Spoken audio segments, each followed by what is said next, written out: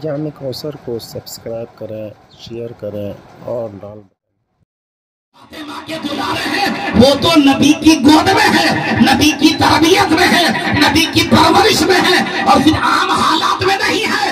نبی سجدے میں ہے تو پشت انور میں حسین ہے، نبی رکوع میں ہے، نبی قیام میں ہے، تو دونوں قدموں کے بیچ سے کبھی حسن گزر رہے ہیں، کبھی حسین گزر رہے ہیں۔ تو جب عام صحابہ کو مقام ہے تو حسن و حسین کو مقام کو کون سمجھ سکتا؟ کرم اللہ وجہ الکریم کہتے ہیں، کرم اللہ وجہ الکریم۔ فقہاء محدثین نے لکھا کہ اس کی وجہ یہ ہے کہ نبی کریم صلی اللہ علیہ وسلم نے اعلان نبوت سے پہلے ہی مولا کائنات کو اپنے حوالے کر لیا۔ اب مولا کائنات کی تربیت نبی کی گود میں ہوئی، مولا کائنات کی تعلیم میرے مصطفیٰ نے فرمائی، اس کا اثر ہوا کہ اعلان نبوت سے پہلے مولا کائنات کی ایمان لانے سے پہلے بھی اس کفر و شرک کے بعد خانہ کعبہ کے اندر 360 بت نصب تھے، مگر مولا کائنات کے بارے میں بتایا جاتا ہے کہ اعلان نبوت سے پہلے بھی نبی کی صحبت کی برکت اس انداز میں ملی کہ اس کفر و شرک کے ماحول میں بھی مولا کائنات کا دامن کبھی اعلان نبوت سے پہلے، اسلام لانے سے پہلے بھی کفر و شرک سے آلودہ نہ ہوا، کبھی بتوں کے پاس نہیں گئے، کبھی بت خانے میں نہ گئے، کبھی شرک نہ کیا، کبھی کفر نہ کیا۔ جب اللہ نے انہیں مولا کائنات کو ہمیشہ سے شرک و کفر سے بچایا تو فقہاء نے ان کے نام کے ساتھ لگایا کہ علی کرم اللہ وجہ الکریم۔ اب نبی کی صحبت کا اعلان نبوت سے جب پہلے یہ حال کہ علی صحبت میں رہے تو کفر سے بچے رہے، شرک سے بچے رہے، اور حسن و حسین تو پیدا ہی دور نبوت میں ہوئے۔ مدینہ المنورہ میں مولا کائنات سیدہ فاطمہ کا نکاح ہوا سن 2 ہجری میں،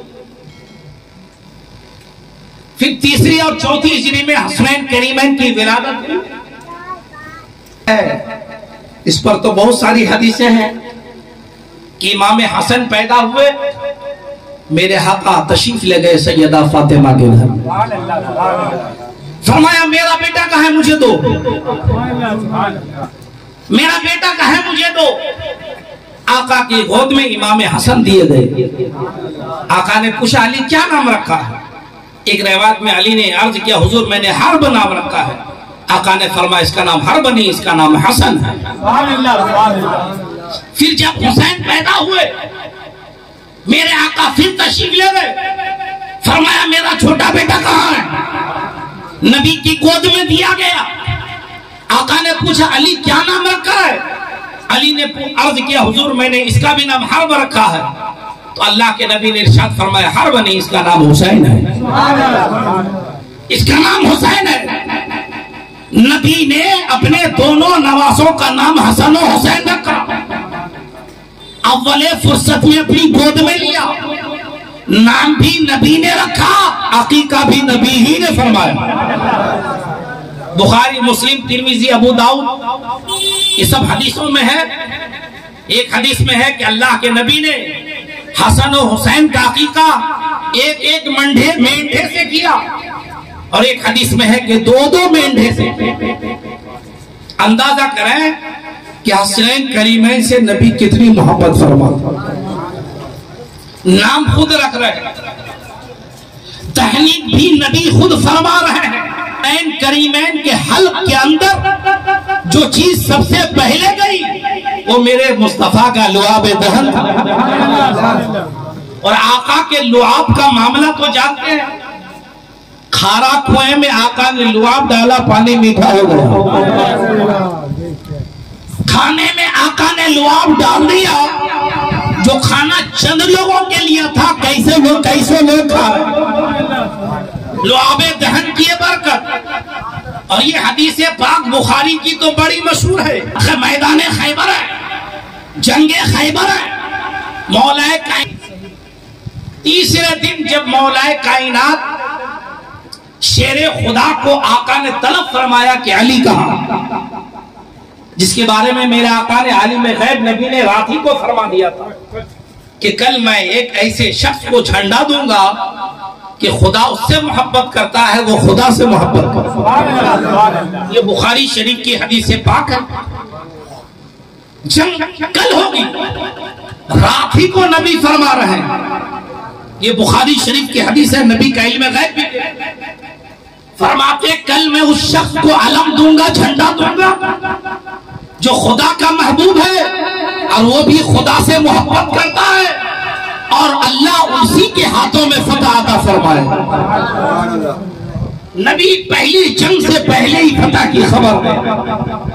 صبح ہو گئی، صحابہ منتظر ہے، مصطفیٰ کی زبان سے سن لیا ہے کہ کل فتح ہونا ہے، تو سارے صحابی تمنا مل گئے۔ سارے صحابہ موجود ہیں مجمع میں۔ میرے آقا نے نظر دوڑائی، دیکھا کہ مولا کائنات موجود نہیں۔ آقا نے فرمایا علی کو۔ ایک صحابی آیا، عرض کیا کہ حضور علی کی آنکھوں میں درد ہے، تکلیف ہے، آشوب چشم کے شکار ہے، وہ خیمے میں آ۔ فرمایا بولا علی۔ مولا کائنات تشریف لے آئے، آقا نے تکلیف دریافت فرمائی۔ فرمایا علی قریب ہوئے، سرکار نے اپنا لعاب دہن تھوک شریف نکالا، دونوں آنکھوں میں مس فرما دیا۔ آنکھ میں آقا نے لعاب دہن لگا دیا۔ مولا کائنات نے خود بیان فرمایا کہ نبی کا لعاب دہن لگانا تھا، تکلیف بھی دور ہو گئی، روشنی بھی بڑھ گئی۔ جب نبی کے لعاب کا یہ حالت کہ کہاں کہاں نبی کے لعاب نے کمال نہیں دکھایا۔ امام حسن پیدا ہوئے، امام حسین پیدا ہوئے، تو سب سے پہلے حسنین کریمین کے حلق سے اندر جو چیز گئی وہ نبی کا لعاب دہن تھا۔ سرکار نے تحنیک فرمایا اور لعاب دہن امام حسن کے منہ میں ڈالا، امام حسین کے منہ میں ڈالا۔ اندازہ کریں کہ کیا کیا عظمتیں ہیں امام حسن و امام حسین۔ یہ تو یہیں تک بات ہے۔ کچھ حدیثوں میں یہ بھی آیا ہے کہ حضور پیارے آقا سرور کائنات امام حسن کی زبان کو ایسے چوستے تھے جیسے کھجور چوسا جاتا ہے۔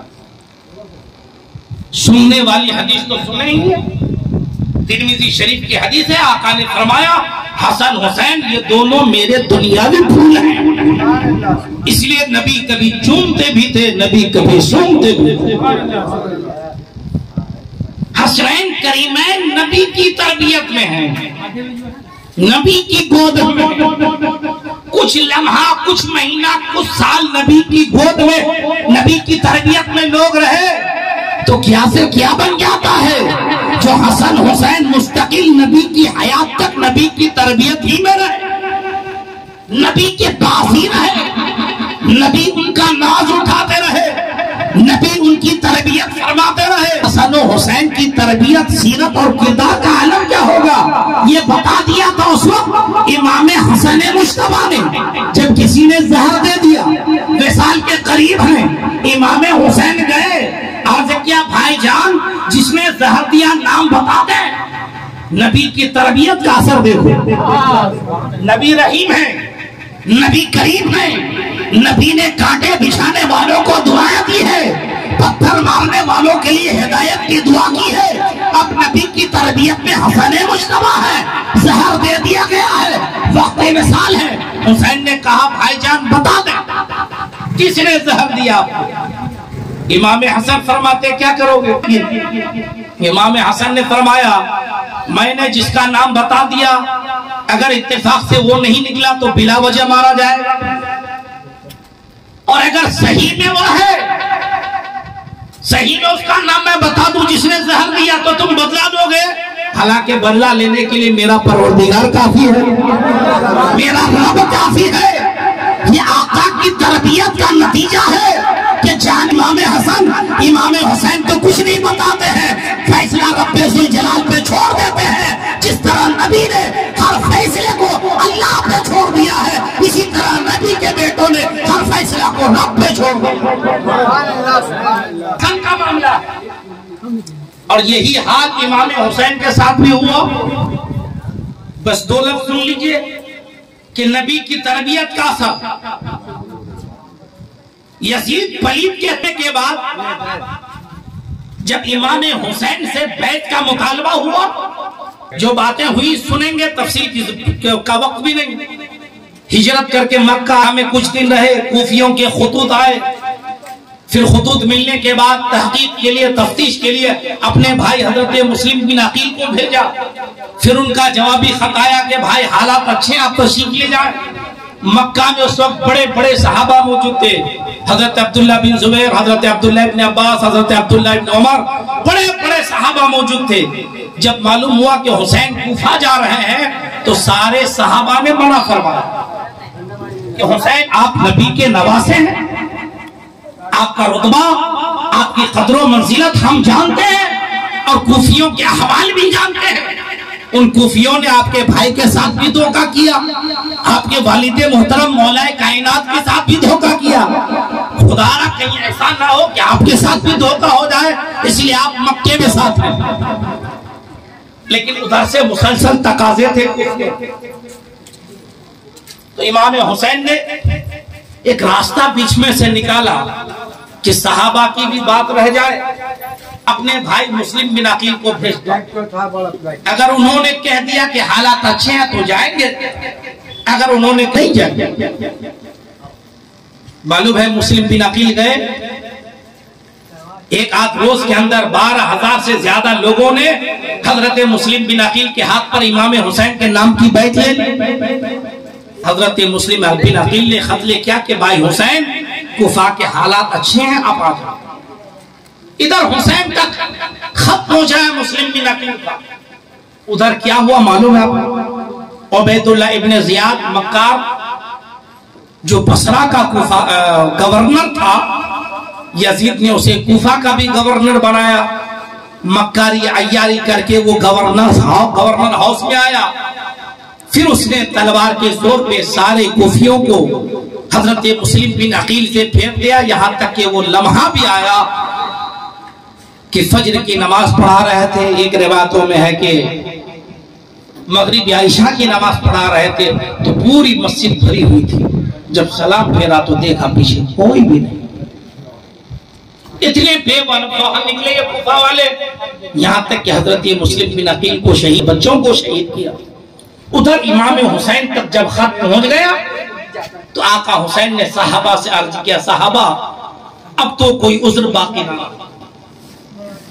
اب شریعت بھی کہتی ہے کہ جب حالات اچھے ہیں اور وہ لوگ ایک پلید جو خلافت کا اہل نہیں ہے اس سے بیعت نہیں کرنا چاہتے ہیں، مجھے بلا رہے ہیں، اب شریعت کی طرف سے بھی کوئی ممانعت نہیں، اب مجھے جانا چاہیے۔ اس کے بعد بھی صحابہ روکتے رہے لیکن حسین چلتے رہے، راستے میں بھی لوگوں سے ملاقات ہوئی، سب روکے، حسین چلتے رہے اور یہی فرماتے رہے پروردگار عالم کے ہاتھ میں، جو کرے گا فیصلہ اللہ ہی کرے گا، اب تو ہم نکل پڑے۔